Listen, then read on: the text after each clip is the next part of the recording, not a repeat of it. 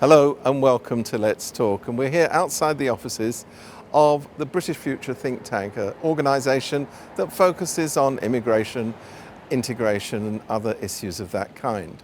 The senior research fellow, Heather Rolfe, who we'll be speaking to, 2 years ago led a research team looking into the situation of Hong Kongers in Britain. It was a research project commissioned by the Welcome Hong Kongers organisation.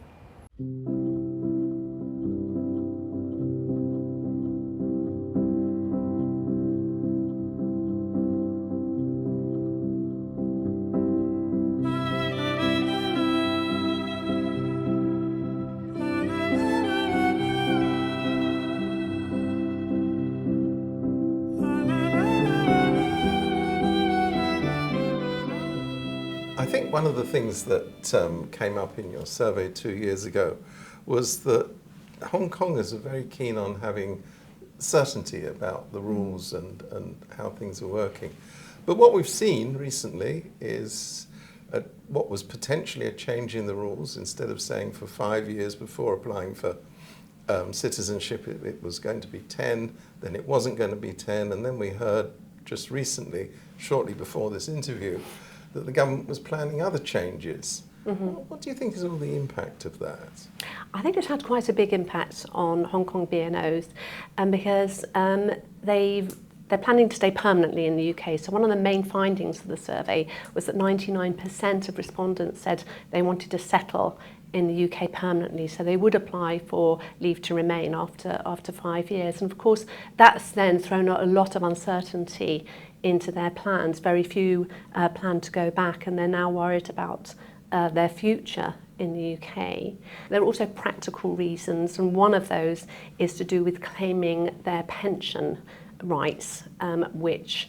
This is the Hong Kong MPF. Exactly, yeah. Which I understand that they'll be prevented from doing until they can prove that they're permanently settled in the UK, and that could probably mean citizenship.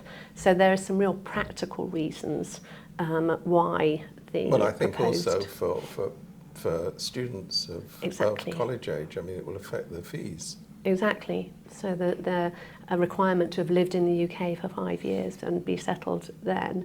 And also access to other provision, including FE courses, retraining, because our research found that some BNOs saw moving to the UK as an opportunity to learn new skills and have a career change. And so access to all those kind of services is made much more uncertain by those proposals. And of course, the other thing that has changed in the 2 years since you did the survey is, I think it's fair to say, there's a rather more hostile environment around immigration. But I see from your report that it was only something like 1 in 10 Hong Kongers encountered either racism or discrimination. Mm. And you look at other immigrants, you don't just look at Hong Kongers. I mean, I'm just wondering how much of a toxic atmosphere has emerged since then? Yes, you're right. There is a more hostile debate, and I think politics has become a lot more adversarial around immigration in recent years, partly to do with the rise of reform, and then we have other political parties competing with reform. So I think we do see that now, unfortunately. Whether that has filtered through to the majority of the population, I think, is in doubt.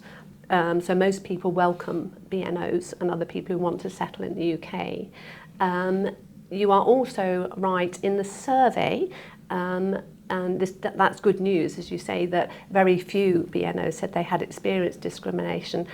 I think what they have experienced more is isolation and lack of inclusion. There's very much a kind of workplace chit-chat culture in the UK, which I'm told by Hong Kongers doesn't really exist. In Hong Kong, you're much more about the work to be done, whereas in the UK, there's a lot of chatting. And might be because people work less. I don't know. I wouldn't be able to judge that, but it's a feature of British workplaces. There's a lot of chit-chat, and actually generally in UK society it's something that other migrants do comment on, the extent to which people talk about seemingly about nothing. And I think some Hong Kongers feel a bit excluded. So I think some of the issues that we identified around settlement and integration, they were issues to do with new arrivals. And what you wouldn't want is for those problems to continue. You would want them to fade away. And I think there's indications from research that's been done since our survey that is happening. But I wonder whether there is actually some kind of fundamental change in British attitudes towards immigration, towards foreigners indeed. You always hear, particularly from people who are opposed to immigration, one of the first things they say is, oh, I'm not racist, I just think there's too many of them, or I'm not racist, but they're taking out. There's a lot of buts in all of that. Do you think there has actually been a more fundamental change? Or are British people, as they're supposed to be, broadly speaking, tolerant, open-minded, welcoming? Are you talking about sort of recent changes, you mean, yes, in the last few years? Yes. No, actually, I think, as I said, I think the change has been in political debate and discourse. And actually, I think to a degree that migration in the UK has become quite normalised. So when we do focus groups, not necessarily about Hong Kongers, and we talk about immigration, we talk about people's relationships with their neighbours, who are not necessarily from the UK, people do see it as part of life. And whereas I think if you were interviewing people certainly 10 years ago, around the time of the referendum about immigration, I think people would have a more us and them attitude.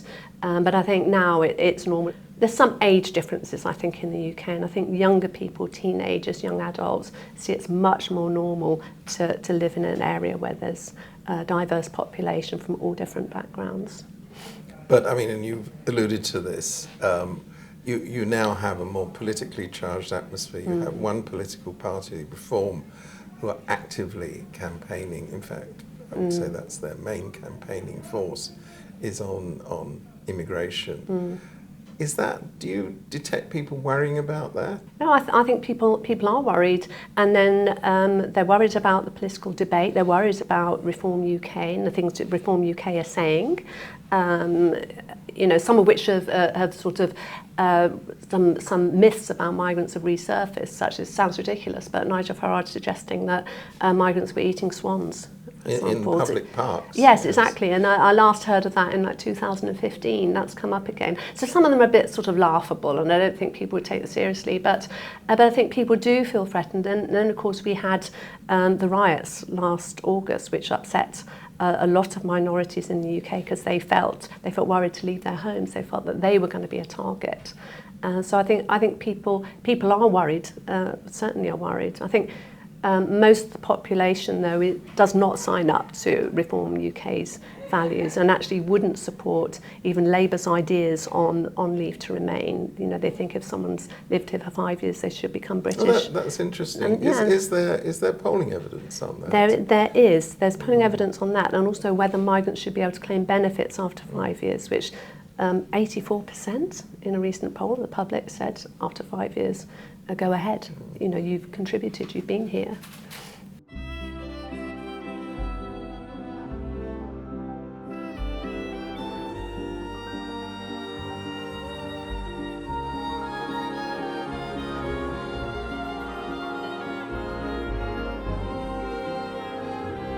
Let's talk. We've talked to MPs and other people, and that there seems to be a sort of degree of Hong Kong exceptionalism. Immigrants pretty bad. Oh, Hong Kongers are all right. Do you think this exceptionalism actually exists, or is that a myth?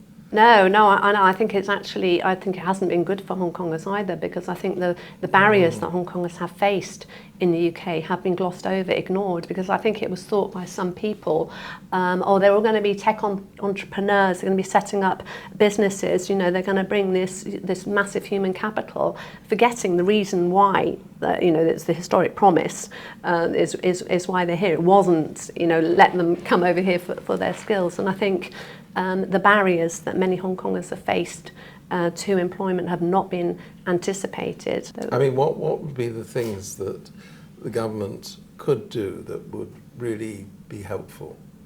First of all, better recognition of qualifications, fast tracking, and recognition of qualifications or preparation for using professional skills that involve some kind of mentoring and sort of cultural introduction to things like teaching, medicine, how things are done in the UK would help people, because I think there's been nervousness around some Hong Kongers about practicing their professional skills. Then I think English language at a higher level. A lot of English language tuition in the UK is at very low level. So Hong Kongers were given the chance to take one English language course, but the courses that were available were not necessarily at the level that they needed, which is at higher level. And then just better information about how the labour market works in the UK, because it is very, very different to Hong Kong.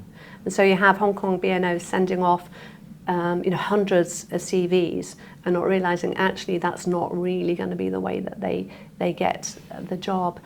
I mean, all that having been said, I think another thing that's pointed out in your report is that among the immigrant population in Britain, Hong Kongers tend to be better educated, higher skill set, better English, and in many cases come with more money than other immigrants. So that actually does suggest some exceptionalism. Yeah, I think there's this attitude, you find it everywhere really, policymakers, academics, general public. There's this idea that a migrant has to be somebody who's very, very disadvantaged. But I think actually, you are disadvantaged if you're well off, you're a graduate, you're a postgraduate, but you cannot use those skills. And then we also had the fact that the cost of living crisis coincided with Hong Kongers arriving, which meant that many had to find a job soon, very quickly in order to pay the bills. And then they were very shocked by the levels of taxation in Britain They compared were, with yeah, Hong Kong. they were, yeah. Big surprise, yeah. I suppose the reality is, and this doesn't apply necessarily, well, it doesn't apply just to Hong Kong's, immigration is tough. I mean, people displacing themselves from one part of the world to another, finding a new life, finding somewhere to live, finding somewhere to work. I mean, maybe that's just how it is. And, if you were really cynical, you'd say, well, suck it up. Yeah, I mean, it's often said, the first generation takes the hit, and that the new migrants would just have to kind of stick it out, work in a factory, work in a warehouse, work multiple shifts, and then invest everything in their children, and then it's the next generation that benefit. And I really question that actually. But particularly for the economy, we've got skill shortages, and we're trying to get young people in those jobs, that we're recruiting other migrants to go into those jobs, and yet we have people in the UK, migrants in the UK, who could be filling those vacancies, who already have the skills, but they need to have their qualifications converted, and they need to be able to find their way into those jobs.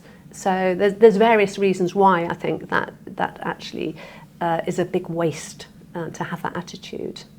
And finally, if I can come back to something you mentioned briefly at the beginning of this discussion, there seems to be practically no evidence of Hong Kongers regretting their decision to come here or desiring to go back to Hong Kong. Have I read that right? Yeah, we haven't found any. So Hong Kongers are pleased to be here. Obviously they miss Hong Kong, the vibrancy, the culture, their families and friends that they left behind. That is tough for many Hong Kongers for sure. But they're pleased to be here. It's interesting, we did some interviews about people's access to employment and difficulties finding employment, and so these were focus groups, and one Hong Konger interrupted me, and because I was saying about using their skills, how they're going to use their skills, develop their careers. He interrupted me and said, look, if I'd wanted to develop my career, I would either not have left Hong Kong or I'd have gone somewhere like Singapore. We didn't come here to the UK for that. We came because we wanted to live in a democracy, and that hit quite hard, and I think actually I really took that on board. But at the same time, I think that somebody else should be able to live in a democracy, have all of those freedoms, and have a career and use their skills and potential.